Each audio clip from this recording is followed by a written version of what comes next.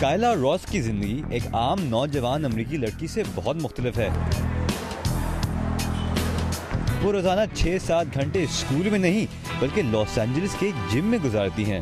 Home work کے لیے وقت نکالنا مشکل ہوتا ہے، خاص طور پر اس سال، اس لیے میں نے اسکول جانا بہت کم کر دیا ہے۔ لیکن اسکول نہ جانے کا کائلا کے پاس جواز ہے۔ وہ US اولمپک ٹیم کے لیے ٹریننگ کر رہی ہیں۔ مجھے بالکل یقین نہیں آ رہا۔ میرا مطلب ہے کہ میں اپنی ساری زندگی ہی اولمپکس میں شرکت کے لیے تربیت حاصل کرتی رہی ہوں، اور اب جب میں واقعی جا رہی ہوں تو یہ بالکل ایسا ہی ہے جیسے کوئی خواب سچ ہو گیا ہو۔ کائلا کا کہنا ہے کہ اکثر ایڈوانس لیول جمناسٹکس کھلاڑی آن لائن کلاسوں کے ذریعے اپنی پڑھائی مکمل کرتے ہیں، مگر انہوں نے اسکول جانا جاری رکھا اور وہ 4 سال میں اسکول کی پڑھائی مکمل کریں گی۔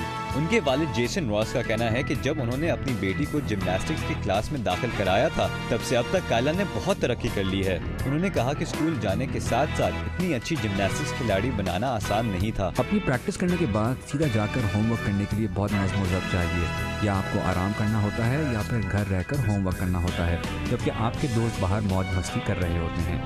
کائلا راس کی کوچ چینی لینگ کہتی ہیں کہ اولمپکس میں مقابلہ کرنے کا پریشر برداشت کرنے کے لیے ایک مختلف قسم کی ڈسپلن کی ضرورت ہوتی ہے۔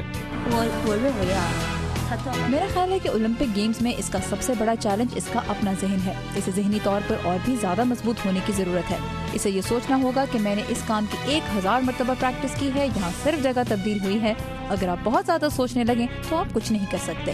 4 سال پہلے جب کائلا کے کوچ اسے امریکہ کے اولمپک ٹریننگ سینٹر لے گئے اور لنڈن کی ایک تصویر دکھائی تو اولمپک گیمز میں شرکت صرف ایک خواب تھا۔